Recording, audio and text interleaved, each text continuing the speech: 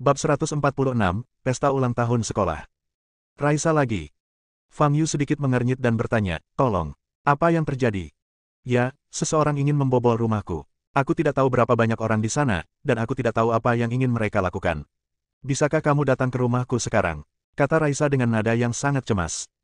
Karena kamu masih bisa menelepon, berarti situasinya tidak terlalu serius. Hubungi polisi, kata Fang Yu dengan tenang.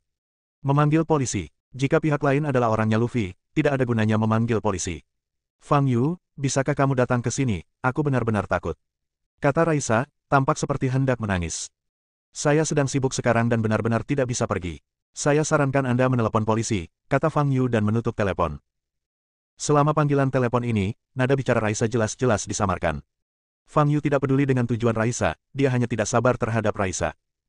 Wanita ini selalu ingin memaksakan kesulitannya kepada orang lain, yang tidak disukai Fang Yu.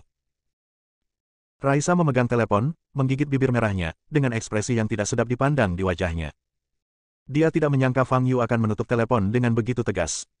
Dia awalnya ingin memikat Fang Yu ke rumahnya dengan dalih meminta bantuan, lalu menggunakan beberapa trik untuk mengambil beberapa foto dan mengirimkannya ke keluarga Zhou sebagai bukti bahwa dia dan Fang Yu pernah bersama.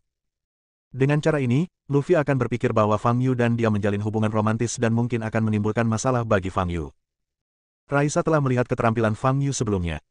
Jika Luffy menimbulkan masalah bagi Fang Yu, dia akan mencari kematian. Dengan cara ini, Raisa dapat menggunakan tangan Fang Yu untuk menyingkirkan Luffy, pria menyebalkan itu. Hari ini hanyalah langkah pertama dalam rencana ini. Namun saya tidak menduga hal itu akan gagal total. Apa yang salah? Apakah karena penyamarannya tidak cukup meyakinkan dan Fang Yu menemukan petunjuknya? Belum tentu. Akhir-akhir ini, sikap Fang Yu terhadapnya menjadi semakin dingin. Apakah dia tidak cukup menarik? Raisa selalu sangat percaya diri dengan penampilannya. Dia tahu bahwa di antara para siswa sekolah menengah Jianghai, dia disebut sebagai Dewi. Dan Luffy hanya tertarik dengan kecantikannya. Tetapi Fang Yu, tampaknya tidak begitu tertarik padanya. Petik 2. Dengan begitu banyak gadis cantik di sekitarnya, wajar baginya untuk memandang rendahku. Memikirkan Clara, yang duduk semeja dengan Fang Yu, dan Stella, yang ditemuinya di pameran kaligrafi dan lukisan hari itu, mereka berdua adalah wanita cantik jelita. Raisa tahu bahwa dia tidak mempunyai keuntungan sama sekali dibandingkan dengan mereka berdua. Kita harus menemukan cara untuk menarik perhatian Fang Yu. Saat ini, dia hanya bisa mengandalkan kekuatan Fang Yu untuk menyingkirkan Luffy. Ini adalah masalah yang mendesak. Keluarganya telah merencanakan untuk bertunangan dengannya Luffy pada awal Mei. Raisa sangat membenci Luffy sehingga dia lebih baik mati daripada menikah dengannya. Terlebih lagi, setelah melihat latar belakang dan bakat Fang Yu, dia merasa tidak ada yang tidak dapat diterima meskipun dia bersama Fang Yu. Apa yang harus kita lakukan? Raisa berdiri dan berjalan memasuki ruangan. Ada cermin besar di kamarnya. Raisa berdiri di depan cermin, menatap dirinya di cermin. Saat ini, dia mengenakan piyama tipis, dengan rambut acak-acakan dan bibir merah cerah. Ini adalah pakaian yang dia persiapkan khusus untuk Fang Yu. Sepertinya aku harus lebih proaktif. Aku tidak percaya masih ada pria di dunia ini yang tidak memiliki pikiran seksual, terutama saat Fang Yu masih sangat muda. Raisa menyipitkan matanya sedikit dan bergumam pada dirinya sendiri. Keesokan paginya, Fang Yu datang ke sekolah seperti biasa. Setelah menghabiskan sarapan yang dibawakan Clara, dia mulai melihat apa yang ada di tangannya. Tepat saat dia sedang menonton dengan saksama, Clara menyodok lengannya. Ada apa? Fang Yu menoleh dan mengerutkan kening. Pertanyaan ini, apakah kamu bisa melakukannya? Clara menunjuk sebuah latihan dan bertanya dengan suara rendah. Fang Yu melihatnya dan berkata, aku bisa melakukannya, tetapi aku tidak ingin mengajarimu. Kau, Clara menggertakkan giginya karena marah. Namun, dia segera memaksakan senyum dan berkata dengan genit, Fang Yu, tolong ajari aku. Pertanyaan ini telah menggangguku sepanjang malam. Berhenti. Fang Yu merasa tidak nyaman dengan sikap Clara yang canggung dan sok, dan berkata, aku bisa mengajarimu, tetapi kamu harus berjanji padaku bahwa setelah aku mengajarimu pertanyaan ini, kamu tidak boleh mengambil inisiatif untuk berbicara denganku selama 3 hari. Wajah Clara sedikit berubah, dan dia tidak mengatakan apa-apa. Jika kamu tidak menerimanya, maka tidak ada gunanya membicarakannya, kata Fang Yu. Siapa bilang aku tidak mau menerimanya? Aku, tentu saja aku mau menerimanya. Siapa yang mau bicara denganmu? Aku bahkan tidak bisa bicara denganmu selama sebulan, kata Clara dengan marah. Itu yang terbaik, kata Fang Yu ringan. 5 menit kemudian, Fang Yu menjelaskan pertanyaan itu kepada Clara dan kemudian melanjutkan. Sepulang sekolah pada siang hari, Clara tiba-tiba teringat sesuatu dan berkata, Fang Yu, kamu. Fang Yu melirik Clara dengan acuh tak acuh, dan wajah Clara berubah dan dia langsung terdiam. Fang Yu bangkit, meninggalkan kelas dan pergi ke kafetaria. Clara menyaksikan Fang Yu pergi, merasa sangat sedih. Dia juga ingin bertanya kepada Fang Yu apakah dia akan menghadiri pesta ulang tahun sekolah malam ini, tetapi dia tidak dapat mengambil inisiatif untuk berbicara dengan Fang Yu sekarang, jadi dia harus menyerah. Bos, malam ini adalah pesta perayaan ulang tahun ke-30 sekolah menengah Jianghai. Anda lihat tempat di luarnya sudah diaspal. Maukah Anda datang dan melihatnya malam ini? Kata Hubert dengan penuh semangat sambil makan. Apa bagusnya? Apa bedanya dengan pesta penyambutan yang diadakan setiap tahun? Membosankan, kata Alfian di dekatnya. Benar-benar ada perbedaan. Ini adalah hari jadi sekolah yang ke-30 dan sekolah sangat mementingkannya. Dikatakan bahwa semua anggota dewan direksi akan datang untuk menghadiri pesta. Tetapi setelah mengatakan begitu banyak, yang terpenting adalah ada wanita cantik yang bisa dilihat malam ini. Kata Hubert dengan mata berbinar. Kecantikan apa? Tanya Alfian. Sial, apa perlu aku tanya? Dua gadis cantik di sekolah kelas 2, Vivian dan Nora, akan tampil di panggung malam ini. Kudengar Vivian akan menari, dan Nora akan memainkan buzeng solo. Selain dua gadis cantik di sekolah, akan ada juga gadis cantik dari setiap kelas. Singkatnya, kita pasti bisa memanjakan mata kita malam ini. Kata Hubert, air liurnya hampir mengalir keluar. Fang Yu menundukkan kepalanya dan makan tanpa mengungkapkan pendapat apapun. Ngomong-ngomong, bos, dua gadis cantik sekolah lainnya akan tampil di panggung. Mengapa Clara tidak punya pertunjukan? Kudengar ayahnya adalah pemegang saham utama dewan sekolah. Hubert menatap Fang Yu dan bertanya. Mungkin dia tekun belajar dan tidak tertarik pada hal-hal ini, kata Fang Yu. Si cantik Tang adalah gadis yang baik.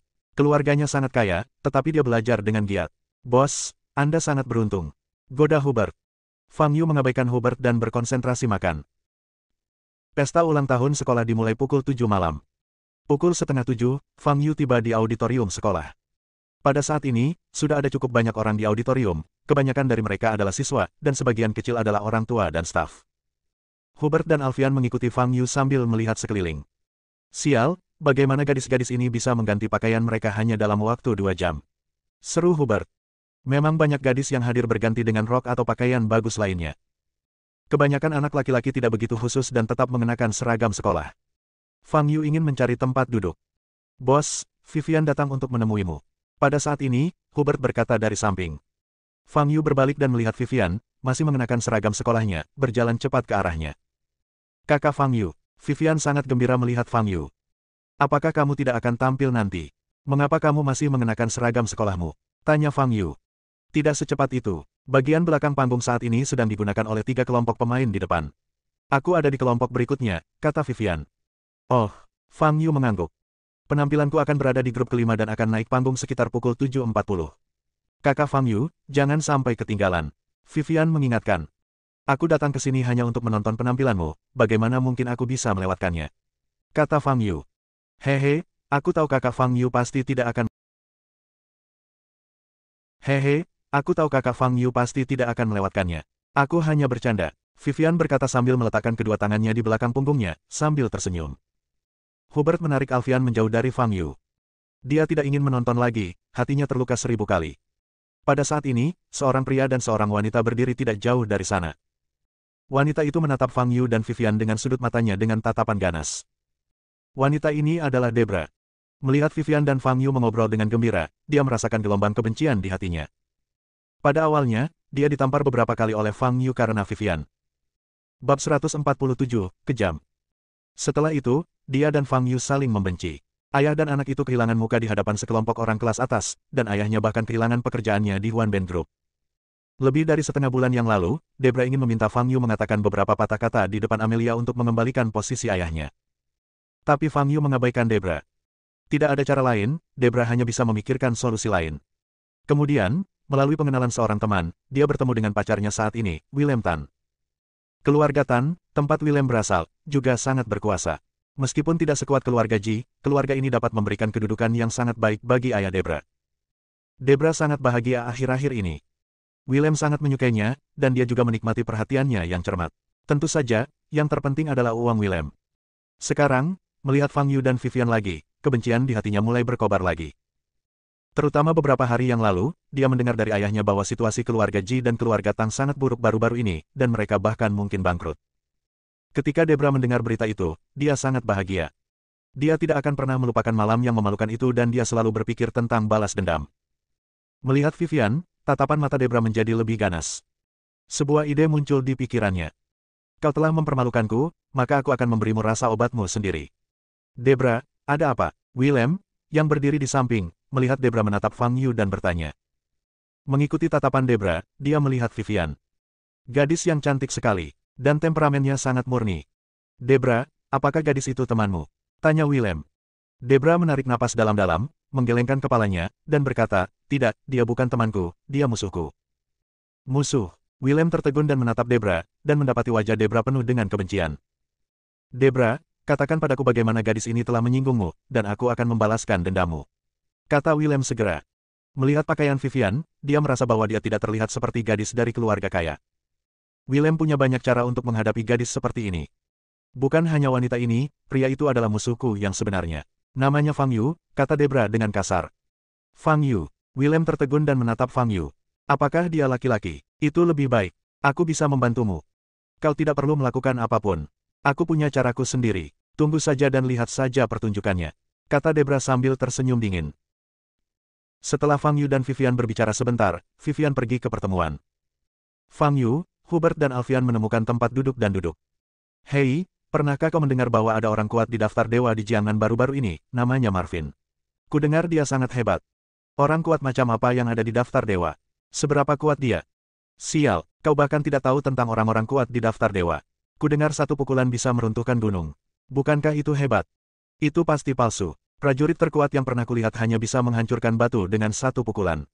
Meruntuhkan gunung dengan satu pukulan. Jika benar-benar ada orang seperti itu, bukankah dunia akan kacau? Kau benar-benar bodoh. Yang biasanya kau lihat adalah prajurit tingkat rendah, tapi Marvin ini adalah yang terkuat di antara semua prajurit. Apa yang mengejutkan tentang dia yang meruntuhkan gunung dengan satu pukulan? Kedua anak laki-laki di belakang Fang Yu sedang mendiskusikan Marvin dengan keras. Kebanyakan orang awam di dunia ini, terutama siswa sekolah menengah yang belum terjun ke masyarakat, tidak tahu banyak tentang dunia seni bela diri. Mereka bahkan tidak tahu berapa tingkatan seniman bela diri bawaan yang ada. Bagi mereka, para prajurit yang bisa terbang dan bersembunyi di dalam tanah bagaikan legenda, yang tidak terjangkau. Konon, Marvin bahkan menyatakan perang terhadap seorang pria bernama Fang Yu. Dia bilang ingin membalaskan dendam muridnya atau semacamnya. Anak laki-laki di belakangnya melanjutkan. Menyatakan perang, balas dendam, kau membuatnya semakin terdengar seperti rencana. Anak laki-laki lain tertawa. Kalau kau tidak mau percaya, lupakan saja. Semua itu diceritakan kepadaku oleh paman jauhku. Dia bekerja di perkumpulan bela diri, jadi berita yang diterimanya pasti tidak bohong. Kata bocah itu dengan geram. Fang Yu. Hubert yang berdiri di sampingnya, tanpa sadar menatap Fang Yu saat mendengar nama itu. Bos, Fang Yu yang disebutkan orang itu. Mungkinkah itu kamu? Hubert bertanya dengan mata terbelalak. Bagaimana mungkin aku? Kata Fang Yu. Benar sekali. Jika orang sekuat itu benar-benar menyatakan perang terhadapmu, bagaimana mungkin kau masih duduk di sini dan menonton pesta ulang tahun sekolah? Kata Hubert sambil tersenyum. Sementara Fang Yu dan Hubert sedang berbicara, teriakan terkejut terdengar. Clara ada di sini. Pada saat ini, Clara berganti pakaian menjadi gaun putih, dengan satu sisi rambutnya diikat dan sisi lainnya disampirkan di bahu kirinya. Dia tidak memakai riasan apapun di wajahnya, dan penampilannya yang alami membuatnya tampak lebih segar dan cantik. Sejak dia muncul, sebagian besar mata anak laki-laki tertuju padanya dan mereka tidak bisa mengalihkan pandangan. Willem, yang duduk di seberang, menatap Clara dengan mata terbuka lebar. Vivian tadi, Clara sekarang.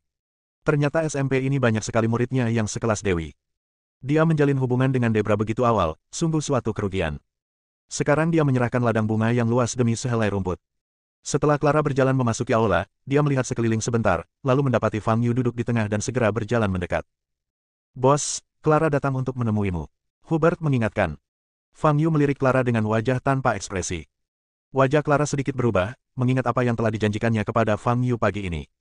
Dia tidak dapat mengambil inisiatif untuk berbicara dengan Fang Yu. Namun, dia tetap berjalan langsung ke Fang Yu dan duduk. Melihat pemandangan ini, banyak anak laki-laki yang mendesah. Banyak dari mereka yang tahu bahwa Fang Yu dan Clara adalah teman sebangku dan memiliki hubungan dekat. Namun mereka tidak mengerti, bagaimana mungkin Clara, seorang gadis kaya tingkat Dewi, memiliki selera yang buruk. Dan wajah Willem penuh dengan kecemburuan saat ini. Fang Yu baru saja mengobrol menyenangkan dengan Vivian, kini muncullah Dewi lain yang duduk di samping Fang Yu. Siapa Fang Yu ini? Mengapa dia memiliki hubungan yang baik dengan begitu banyak Dewi? Di belakang panggung. Akhirnya tibalah giliran kelompok penampil kelima yang menggunakan belakang panggung. Ganti baju dulu, baru pakai riasan. Kecepatannya harus cepat, karena akan ada banyak kelompok yang perlu menggunakan latar belakang nanti. Vivian mengambil rok penampilannya dan bersiap pergi ke ruang ganti. Pada saat ini, Debra menepuk bahunya dan berkata, kamu pakai saja riasanmu dulu. Aku harus ke ruang ganti dulu. Vivian masih sedikit takut pada Debra.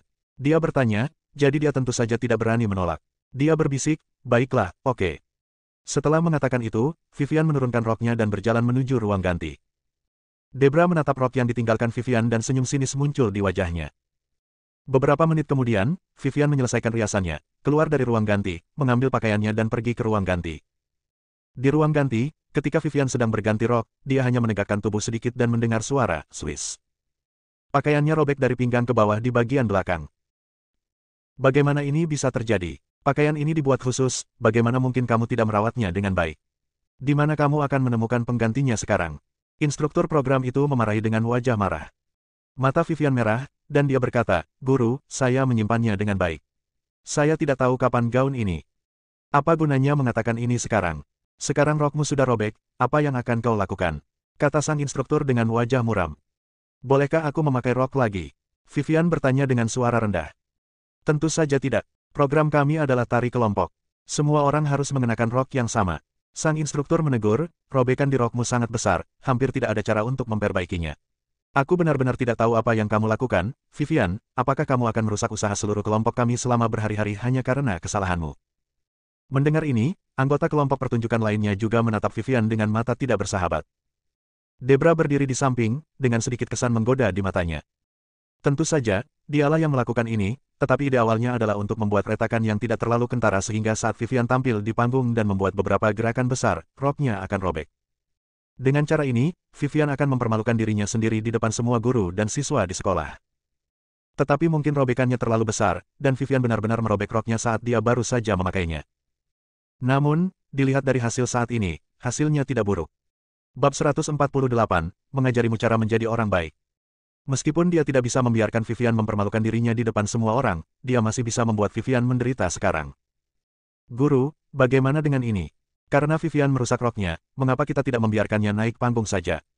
Kita menari dalam kelompok, jadi daripada ada satu orang yang memakai rok yang berbeda, lebih baik mengurangi satu orang saja. Dengan cara ini, setidaknya kita bisa menjaga integritas tarian kita." Pada saat ini, Debra berbicara. Mendengar kata-katanya, Vivian gemetar seluruh tubuhnya dan wajahnya menjadi pucat. Sang instruktur mengerutkan kening, berpikir sejenak, lalu berkata, "Ini satu-satunya cara." "Guru, ini bukan ide yang bagus. Vivian sudah berlatih dan berlatih bersama kami selama 2 bulan. Tidak mengizinkannya naik panggung akan terlalu," kata seorang anggota dengan ragu-ragu. "Dia sendiri yang harus disalahkan. Dia tidak merawat roknya dengan baik. Lagi pula, jika kita membiarkannya tampil di panggung, pertunjukan kita pasti akan mendapat nilai rendah. Bagaimana kita bisa membenarkan usaha anggota kita yang lain dengan melakukan ini?" Kata Debra sambil menatap gadis itu. "Benar sekali. Vivian sendiri yang menyebabkan masalah ini. Mengapa kita harus membayarnya?" "Saya setuju dengan sudut pandang Suster Yue. Jangan biarkan Vivian naik ke panggung." Beberapa anggota lainnya menyuarakan pendapatnya. Gadis itu menundukkan kepalanya dan berhenti berbicara. "Kita putuskan saja. Vivian tidak akan diizinkan naik panggung pada pertunjukan nanti karena kostumnya rusak," kata instruktur. Mendengar ini, tubuh Vivian sedikit gemetar dan matanya dipenuhi air mata. Segala yang telah ia usahakan dengan keras selama ini lenyap dalam sekejap. Pada akhirnya, dia bahkan tidak memenuhi syarat untuk tampil di panggung. Dia juga memanggil kakak Fang Yu. Jika kakak Fang Yu tidak melihatnya saat pertunjukan dimulai. Wajah Vivian pucat dan air mata terus mengalir. Melihat ekspresi Vivian, Debra di samping menunjukkan senyum kemenangan di wajahnya, yang hampir tidak bisa disembunyikannya. "Beginilah jadinya kalau kau macam-macam padanya. Apa yang dapat Anda lakukan sekarang? Jadi kenapa kalau aku menangis sekeras itu? Siapakah yang akan mengasihani kamu? Bisakah Fang Yu membantu Anda? Anda bahkan tidak tahu siapa yang merusak rok Anda. Dasar bodoh." Setelah mencapai tujuannya, Debra sangat gembira dan duduk di samping. Sang instruktur menatap Vivian yang berdiri di sana dengan linglung, menghela napas, dan berkata, "Vivian, aku tahu kamu sudah berlatih sangat keras, tetapi ketika sesuatu seperti ini terjadi, guru tidak punya pilihan lain selain mengecewakanmu. Tetapi saya berjanji akan menyediakan tempat bagi Anda untuk tampil di panggung pada pesta penyambutan tahun depan." Balai Kota. Setelah Clara duduk, dia tidak berkomunikasi apapun dengan Fang Yu. Hal ini membuat Hubert dan Alfian merasa sedikit aneh. Namun, tidaklah pantas bagi mereka untuk ikut campur dalam urusan pasangan muda itu. Setelah pembawa acara naik panggung untuk memberikan pidato, acara pertama segera dimulai. Begitu para pemain naik panggung, auditorium menjadi heboh. Naura, si cantik sekolah yang baru saja pindah ke sini belum lama ini. Nora mengenakan pakaian lengan pendek bergaya tradisional Tiongkok, dan temperamennya anggun dan halus. Dia duduk tegak di depan Gu Zeng dengan senyum tipis di wajahnya, dan jari-jarinya yang putih dan ramping menyentuh Gu Zeng. Serangkaian aksi ini membuat penonton tidak mau berkedip. Begitu cantik. Bukan hanya orang-orangnya yang cantik, tetapi seluruh pemandangannya bagaikan pemandangan indah yang tergambar dalam lukisan. Clara melirik Fang Yu di sampingnya dan mendapati Fang Yu juga tengah menatap lurus ke arah Nora. Entah mengapa, dia merasa tidak nyaman. Fang Yu pernah mendengar Nora memainkan Gu Zeng sebelumnya dan tahu bahwa keterampilannya sangat bagus. Setelah beberapa saat, jari-jari ramping Nora mulai memetik Gu Zeng, dan alunan larong merdu dan indah mencapai telinga setiap orang di ruang konferensi. Hati semua orang segera menjadi tenang dan mereka mendengarkan dengan tenang suara halus itu. Bulan musim gugur Pingjiang. Banyak orang telah mendengar musik ini, tetapi interpretasi Nora pada Gu Zeng memiliki cita rasa yang unik. Di atas panggung, Nora mulai bersemangat. Dia mengangkat matanya sedikit dan menatap penonton di bawah. Saat itu, dia dan Fang Yu saling berpandangan. Fang Yu tersenyum pada Nora untuk menunjukkan rasa terima kasihnya. Namun, setelah diancam 2 kali, Nora hanya memiliki trauma psikologis yang ditinggalkan oleh Fang Yu. Ketika dia melihat senyum ini, dia tidak hanya tidak merasakan kehangatan, tetapi juga merasakan hawa dingin di sekujur tubuhnya.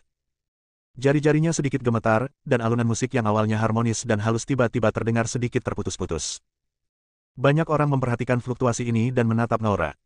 Nora segera menundukkan kepalanya, menggigit bibir, dan memaksa dirinya untuk berkonsentrasi. Akhirnya, di tengah tepuk tangan, Nora mengakhiri pertunjukan Gu Zengnya. Meskipun ada sedikit fluktuasi di bagian tengah, kelebihannya lebih besar daripada kekurangannya, dan keseluruhan lagu masih sangat lengkap. Wah, hebat sekali. Alangkah hebatnya jika aku bisa berteman dengan Nora.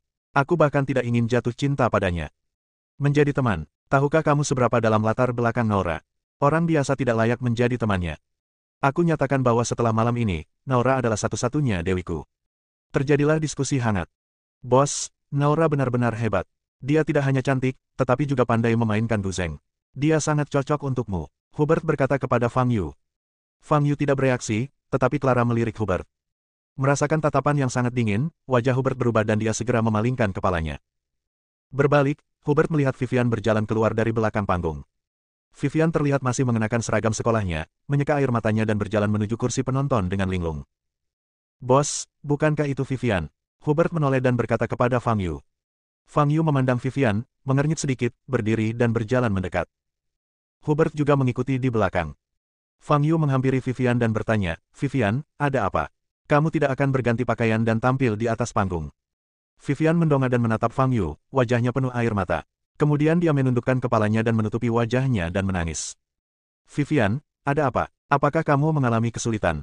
Ceritakan padaku, lalu bos dan aku bisa membantumu. Hubert berkata dari samping. Aku. Semakin Vivian memikirkannya, semakin sedih dia, dan dia menangis semakin keras. Dari kata-katanya yang terputus-putus, Fang Yu menyadari bahwa kostum pertunjukan Vivian rusak dan dia tidak dapat tampil di atas panggung. Vivian, apakah kamu yakin rok ini masih dalam kondisi bagus sebelum kamu membawanya ke sekolah hari ini? Fang Yu bertanya sambil mengerutkan kening. Aku memeriksanya lagi siang ini, dan ternyata baik-baik saja. Vivian terisak. Baiklah, ayo, aku akan ke belakang panggung bersamamu, kata Fang Yu, dan berjalan menuju belakang panggung. Kakak Fang Yu, wajah Vivian sedikit berubah dan dia segera mengikutinya. Mereka bertiga datang ke belakang panggung, di mana instruktur sedang memberikan beberapa instruksi kepada para pemain yang tersisa. Debra sedang duduk di depan meja rias, bermain dengan ponselnya. Melihat Fang Yu dan 2 orang lainnya masuk, sang instruktur mengerutkan kening dan bertanya, kamu dari kelas mana? Ini di belakang panggung, bagaimana bisa kamu masuk begitu saja? Aku hanya ingin mencari tahu satu hal, yang tidak akan menyita banyak waktu, kata Fang Yu dengan tenang. Saat Debra melihat Fang Yu muncul, ekspresinya sedikit berubah. Fang Yu memperhatikan perubahan pada ekspresinya. Debra, Fang Yu berjalan mendekati Debra dan berkata. Debra mengangkat kepalanya dan menatap Fang Yu dengan sedikit ketakutan di matanya. Apa yang ingin kamu lakukan? Kau seharusnya menjelaskan kejadian yang merusak rok Vivian, kan? Kata Fang Yu. Aku merusak roknya. Fang Yu, jangan ludahi aku dengan darah. Aku tidak pernah menyentuh rok Vivian. Dia tidak merawatnya dengan baik. Raut wajah Debra berubah dan dia membantah dengan licik. Dia tahu Fang Yu tidak punya bukti, jadi dia terpaksa menyangkalnya. Kaulah yang merusak roknya, kata Fang Yu. Jadi itu yang kau katakan. Apa kau punya bukti? Debra berdiri dan menatap tajam ke arah Fang Yu. Meskipun dia tidak percaya diri, dia tahu bahwa jika dia tidak bertindak cukup kuat sekarang, itu sama saja dengan mengakui bahwa dia telah melakukannya. Teman sekelas, kamu teman Vivian, kan? Kita sudah menyimpulkan bahwa roknya rusak. Roknya rusak karena ulahnya sendiri. Kamu tidak perlu melampiaskan kemarahanmu pada teman sekelas lainnya. Aku juga berjanji pada Vivian bahwa aku akan memberinya kompensasi di pesta penyambutan tahun depan. Kata instruktur itu. Begitu dia berbicara, anggota lainnya mengikutinya. Ya, itu salah Vivian sendiri. Apakah dia pikir dia bisa memfitnah orang lain hanya dengan membawa dua anak laki-laki ke sini? Benar sekali, sungguh tak tahu malu. Aku hanya bersimpati padanya. Ketika kamu melakukan kesalahan, kamu tidak tahu bagaimana cara merenungkannya, tetapi hanya menimbulkan masalah bagi orang lain. Sungguh menjijikkan. Mendengar kata-kata ini, wajah Vivian menjadi pucat. Dia mengulurkan tangan dan menarik lengan Fang Yu, berbisik, "Kakak Fang Yu. Lupakan saja. Apa maksudmu dengan hitungan? Itu omong kosong. Mereka hanya ingin kau diganggu. Kau tahu itu." Hubert menjadi marah, melotot ke arah gadis-gadis di sekitarnya dan berkata, "Aku bilang padamu, jika kau mengacau Vivian, itu seperti mengacau bos, dan jika kau mengacau bos, itu seperti mengacau aku. Aku, Hubert, akan memberimu pelajaran hari ini." Bab 149, aku tidak ada hubungannya dengan dia. Karena keluarganya kaya, Hubert seperti pengganggu di sekolah. Umumnya, dia hanya akan bersikap seperti pria sejati ketika menghadapi gadis cantik. Sekarang adalah kesempatannya untuk menunjukkan kemampuannya. Apakah wanita-wanita ini ingin menindas Vivian? Pengadilan kematian. Melihat ekspresi Hubert yang garang, gadis-gadis di sekitarnya semua mengubah ekspresi mereka dan ada sedikit ketakutan di mata mereka. Sang instruktur menatap Hubert dengan wajah muram dan berkata, "Kamu dari kelas mana? Siapa namamu?" "Hubert dari kelas 1, kelas 2. Kamu bisa melaporkanku sesukamu." Hubert menjawab tanpa rasa takut.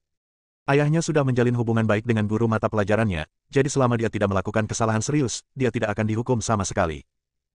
"Hubert, benar, aku ingat namamu," ucap sang instruktur sambil menggertakkan giginya. "Baiklah." Fang Yu menepuk bahu Hubert dan berkata. Dia menoleh ke arah Debra yang berdiri di sampingnya dan berkata, "Debra, aku akan memberimu satu kesempatan terakhir.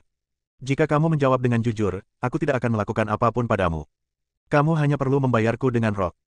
Saat dia berbicara, cahaya merah samar melintas di mata Fang Yu. Tatapan matanya bagai pedang tajam, langsung menusuk jantung Debra. Debra menggigil seluruh tubuhnya, merasa seakan-akan dirinya terlempar ke dalam cuaca dingin teramat sangat. Dia takut. Dia telah menyaksikan keterampilan Fang Yu yang mengerikan dan juga mengetahui pelanggaran hukum Fang Yu.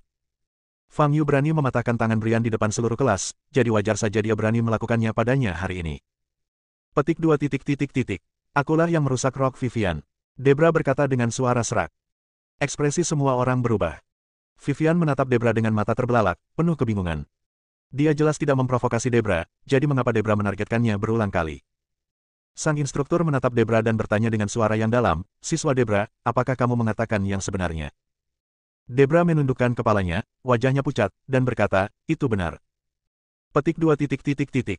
Mengapa kamu melakukan ini? Tanya sang instruktur sambil menahan amarahnya. Tidak perlu menanyakan hal semacam ini. Aku hanya ingin dia memberi Vivian sebuah rok sebagai ganti rugi, kata Fang Yu. Bagaimana mungkin Debra berani mengatakan sesuatu lagi saat ini? Aku hanya bisa mengangguk dan berkata, aku akan memberikan rokku pada Vivian. Debra, bagaimana denganmu? Pada saat ini, seorang gadis yang berhubungan baik dengan Debra angkat bicara. Wanita jalan ini harus dihukum karena melakukan hal seperti itu. Dia masih ingin tampil di panggung. Pulanglah dan tampillah, kata Hubert dengan kejam.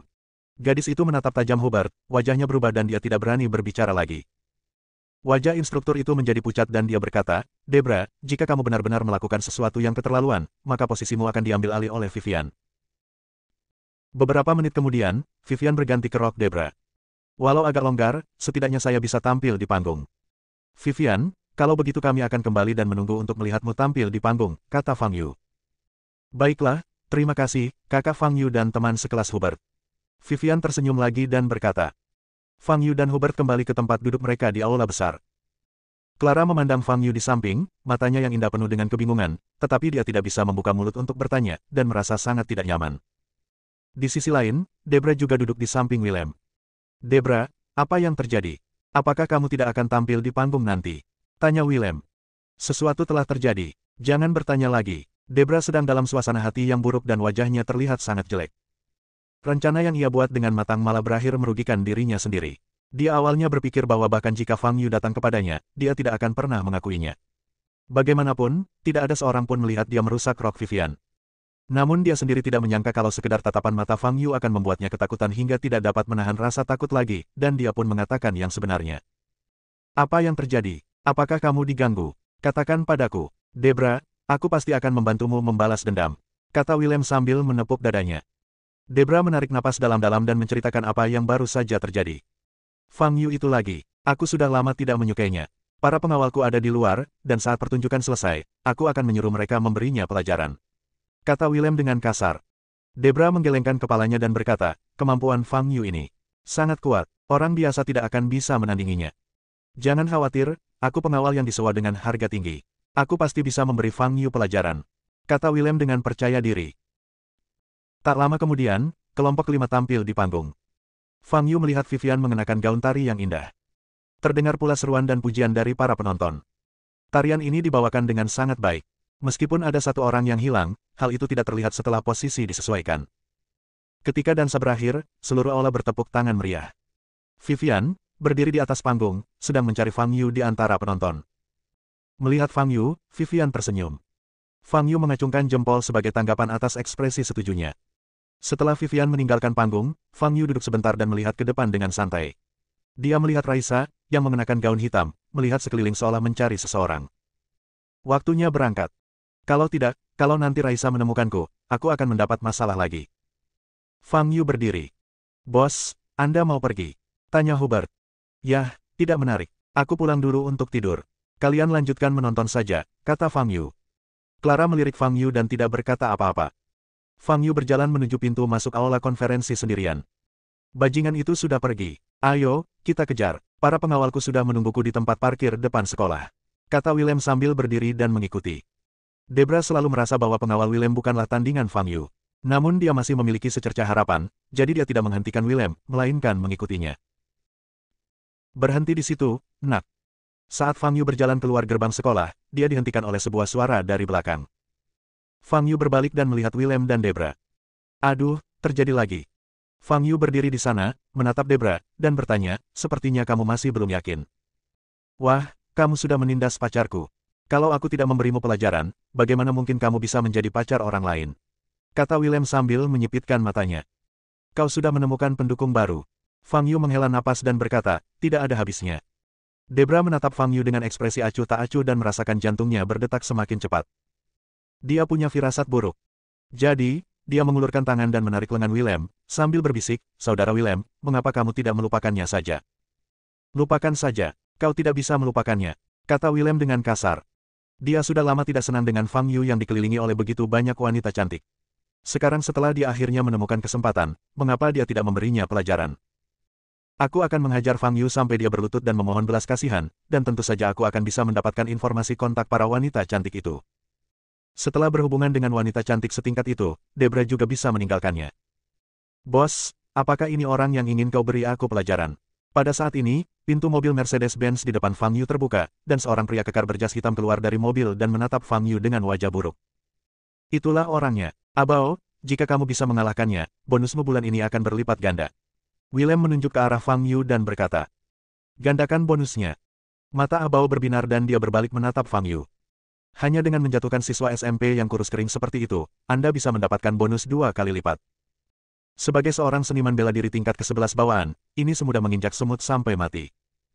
Abao tidak mengatakan sepatah kata pun, dia bergegas ke arah Fang Yu, mengangkat tinjunya dan meninjunya. Boom! Detik berikutnya, Abao menjerit melengking, lalu terlempar mundur lebih dari 10 meter, mulutnya berbusa dan berkedut di tanah. Willem yang tadinya tersenyum bercanda, kini memasang senyum dingin di wajahnya. Kalian lalat yang berkicau benar-benar menyebalkan, kata Fang Yu ringan. Berlari. Willem ketakutan dan segera berlari menuju Mercedes-Benz. Boom! Terdengar suara ledakan keras. Bagian depan mobil Mercedes-Benz ini mengalami penyok besar. Willem berdiri di sana dengan linglung, menatap Fang Yu seolah-olah dia telah melihat setan. Fang Yu menatap Debra yang pucat dan berkata, dia pendukungmu sekarang. Tidak, aku tidak ada hubungannya dengan dia. Aku hanya tidur dengannya beberapa kali. Aku tidak ada hubungannya dengan dia. Tolong lepaskan aku. Willem berlutut dan bersujud kepada Fang Yu.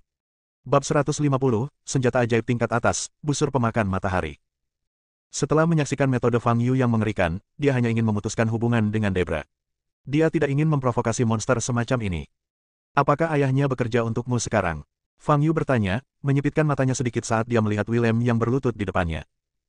Petik 2 titik. Ya, tapi aku bisa langsung memecat ayahnya. Asal kau melepaskanku, aku akan langsung memutuskan semua kontak dengan wanita jalang Debra itu. Kata Willem dengan suara gemetar. Baiklah, mari kita lakukan ini. Ngomong-ngomong, kamu harus mengawasinya dan memastikan ayahnya tidak mendapatkan pekerjaan apapun. Fang Yu melirik Debra, yang pucat dan gemetaran, dan berkata sambil tersenyum tipis. Tidak masalah. Tidak masalah. Willem berulang kali menyetujui. Aku harap kau bisa melakukannya. Kalau tidak, aku akan mendatangimu lagi. Fang Yu berkata dengan dingin dan berbalik. Untuk menghadapi seseorang seperti Debra, Fang Yu bahkan tidak perlu mengambil tindakan. Hukuman terbaik untuknya adalah memotong semua sumber dayanya dan membuatnya kehilangan kekayaannya. Setelah Fang Yu pergi, Willem duduk di tanah, terengah-engah. Menatap Abao yang pingsan tak jauh darinya, dan mobil di depannya yang telah ditendang hingga berkeping-keping, dia masih ketakutan dan pakaiannya basah oleh keringat dingin. Monster macam apa Fang Yu ini? Saudara Willem, pada saat ini, Debra melangkah maju dan berbicara dengan suara gemetar. Wanita jalang, keluar dari sini. Willem tiba-tiba berdiri dan mendorong Debra. Debra kehilangan keseimbangan dan langsung jatuh ke tanah. Apa menurutmu aku akan mempertaruhkan nyawaku untukmu? Mulai sekarang, aku tidak ada hubungannya denganmu. Aku akan memecat ayahmu segera setelah aku kembali. Tidak ada yang bisa melindungi kalian berdua, ayah dan anak, jika kalian menyinggung monster seperti itu. Willem berkata dengan marah, juga, aku akan memecat ayahmu karena menggelapkan dana publik. Di masa depan, semua perusahaan akan tahu bahwa dia memiliki catatan kriminal. Jangan pernah berpikir tentang ayahmu yang mencari pekerjaan lagi. Debra tersambar petir dan terduduk linglung.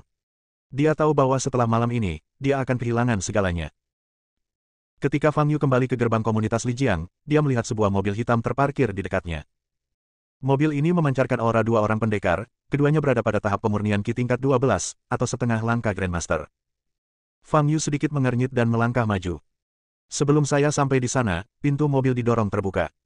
Dua lelaki tua berjubah putih keluar dari mobil. Mereka adalah dua wakil presiden Asosiasi Seni Bela Diri Kota Jianghai, Emir dan Alistar, yang pernah saya temui sebelumnya. Apakah ada yang ingin kau bicarakan padaku? Tanya Fang Yu. Tuan Fang, kami datang menemui Anda karena ada hal penting yang ingin kami sampaikan, kata Alistar sambil menundukkan kepalanya sedikit. Ada apa? Tanya Fang Yu. Mengenai pernyataan perang yang mulia Marvin. Saya yakin Tuan Fang sudah mendengarnya. Alistar bertanya dengan ragu. Berita ini telah menimbulkan sensasi di seluruh dunia seni bela diri Jiangnan. Ya, aku tahu, kata Fang Yu. Begini, organisasi atasan kami, Asosiasi Bela Diri Jiangnan, meminta kami untuk bertemu dengan Anda, Tuan Fang, dan mengonfirmasi keinginan Anda. Kata Alistar. Keinginan apa? Tanya Fang Yu. Itu, Tuan Fang, apakah Anda menerima pernyataan perang dari Yang Mulia Marvin? Alistar mengangkat kepalanya dan menatap Fang Yu. Fang Yu tersenyum tenang dan berkata, tentu saja aku menerimanya. Kenapa tidak? Melihat keyakinan di mata Fang Yu, Alistar dan Emir saling memandang dengan ketakutan di mata mereka. Ini adalah deklarasi perang dari Marvin, seorang marsial honor Rilem dan tokoh kuat dalam daftar ilahi. Tetapi tidak ada sedikit pun kepanikan di wajah Fang Yu, ia malah tampak gembira. Betapa kuatnya hati ini. Sampai jumpa di Danau Yuesin lusa. Aku akan kembali tidur. Fang Yu menguap dan berkata. Setelah berjalan dua langkah, Fang Yu berbalik dan menatap Alistar dan orang lain yang berdiri di sana dengan linglung. Dia berkata, ngomong-ngomong, singkirkan orang-orang yang mengawasiku. Aku tidak akan lari. Setelah mengatakan itu, Fang Yu berjalan memasuki komunitas Lijiang. Alistar dan Emir memperhatikan punggung Fang Yu yang perlahan menghilang di kejauhan. Butuh waktu lama sebelum mereka tersadar. Wakil Presiden Zeng, menurutmu apakah Tuan Fang benar-benar yakin bisa mengalahkan Yang Mulia Marvin, atau dia hanya berpura-pura tenang dan kalem? Tanya Emir. Alistar menggelengkan kepalanya dan berkata, mungkin dia tidak berpura-pura. Dia benar-benar memiliki kepercayaan diri seperti ini. Itulah Yang Mulia Marvin, yang saat ini diakui sebagai orang terkuat di dunia seni bela diri Jiangnan. Dari mana dia mendapatkan kepercayaan dirinya? Kata Emir. Jangan abaikan usia Tuan Fang. Dia masih muda. Bukankah wajar jika anak muda memiliki keberanian yang luar biasa? Alistar berkata, menghela napas, dan berkata, sayang sekali lawannya adalah Yang Mulia Marvin. Setelah pertempuran ini, Tuan Fang, yang memiliki masa depan yang menjanjikan, harus tumbang. Siapa yang menyuruhnya membunuh Aron? Ini adalah konsekuensi yang sudah bisa diduga, kata Emir. Keesokan harinya, di Aula Asosiasi Seni Bela Diri Jiangnan. Lokasi Longmen pada dasarnya telah ditentukan, tetapi masih memerlukan waktu untuk merenovasinya. Saat ini, hampir 300 murid Longmen tinggal sementara di Aula Serikat. Saat ini, Marvin sedang duduk di kursi pertama di Aula Serikat. Di depannya duduk dua baris orang, semuanya adalah petinggi dari semua lapisan masyarakat di Jiangnan. Tuan Gu, Untuk mengucapkan selamat atas masuknya Anda ke ranah kehormatan bela diri, atas nama Kamar Dagang Jiangnan, saya ingin menghadiahkan Anda sebuah patung Buddha giok ungu. Tuan Gu, kami dari Sekte Santian Jiangnan. Ini adalah hadiah dari sekte kami untuk Anda. Guru kuno, kami. Marvin sekarang adalah tokoh teratas di Jiangnan, dan semua kekuatan ingin menyenangkannya. Marvin menerima semua hadiah itu sambil tersenyum. Kakak Gu, lama tidak bertemu. Akhirnya, seorang pria setengah baya yang agak gemuk maju ke depan. Melihatnya, tatapan Marvin sedikit berubah dan dia berkata, Tuan Jubao. Sudah lama sejak terakhir kali aku melihatmu. Bagaimana kabarmu? Master Jubao adalah seorang pengusaha terkenal di Jiangnan. Dia memiliki berbagai senjata ajaib, bahan langka, dan ramuan untuk dijual, dan sangat terkenal. Haha, aku baik-baik saja, tapi aku jelas tidak sekaya dirimu, saudaraku. Kamu telah memasuki ranah martial honor. Prestasimu dalam seni bela diri benar-benar membuatku sangat mengagumimu. Kata Jubao Zhenren sambil tersenyum. Tuan Jubao, Anda terlalu baik. Marvin melambaikan tangannya dan berkata. Saya baru saja mendapatkan senjata ajaib baru-baru ini. Jika cocok untuk Anda, saudaraku, saya akan memberikannya kepada Anda sebagai hadiah. Master Jubao tersenyum, mengeluarkan tas penyimpanan dari pinggangnya, lalu mengeluarkan busur dari dalamnya. Busur ini terlihat sangat biasa dan penampilannya tidak berbeda dengan busur biasa. Busur ini disebut busur pemakan matahari, kata Master Jubao. Marvin menatap busur biasa ini dan berkata, apakah busur ini senjata ajaib? Ya, dan senjata ini bermutu tinggi. Jubao Zhenren berkata sambil tersenyum, bagaimana mungkin aku bisa memberikan hadiah kepada saudaraku jika senjata ini bermutu rendah? Saudaraku, kamu dapat mencoba senjata ajaib bermutu tinggi ini. Senjata ajaib tingkat atas. Mendengar kata-kata Guru Jubao, semua orang di sekitarnya menarik napas dalam-dalam. Senjata ajaib tingkat atas. Busur ini sebenarnya adalah senjata ajaib tingkat atas. Keberadaan macam apa yang merupakan senjata sihir tingkat atas? Itulah impian semua pendekar di atas tingkat Grandmaster. Senjata sihir yang bagus dapat membuat kekuatan seorang prajurit beberapa kali lebih kuat. Marvin sekarang berada di level martial honored 1. Di tangannya, senjata sihir kelas atas pasti bisa digunakan secara maksimal. Senjata ajaib tingkat atas. Marvin mengambil busur itu dan sedikit mengernyit. Dia tidak dapat memahami apa yang istimewanya busur ini. Sambil memegang busur pemakan matahari di tangannya, Marvin mencoba memasukkan ki sejati ke dalamnya. Dalam sekejap, busur itu memancarkan cahaya unarong menyilaukan. Marvin merasakan kekuatan luar biasa yang terkandung dalam busur ini. Ini, sedikit keterkejutan terpancar di mata Marvin. Saudaraku, kamu dapat mencoba kekuatan busur pemakan matahari ini. Aku menghabiskan banyak tenaga dan uang untuk mendapatkan busur ini dari orang lain. Kata Guru Jubao. Marvin mengangguk, mengambil busur pemakan matahari, dan berjalan keluar dari Aula Serikat. Yang lain yang hadir bergegas mengikutinya. Setelah berjalan keluar dari Aula Serikat, Marvin melihat sekeliling dan menemukan sebuah gunung tinggi di kejauhan di belakang Aula Serikat. Presiden Kong, seharusnya tidak apa-apa jika saya menggunakan gunung itu untuk pengujian, kan? Marvin bertanya pada Austin di sampingnya. Tidak masalah. Austin menjawab dengan ekspresi ngeri di wajahnya. Gunung tinggi itu setidaknya berjarak 2 km dari Aula Serikat. Apakah Marvin ingin memanah di sini? Pada jarak yang begitu jauh, aku khawatir kita bahkan tidak bisa saling menyentuh, kan? Bersambung.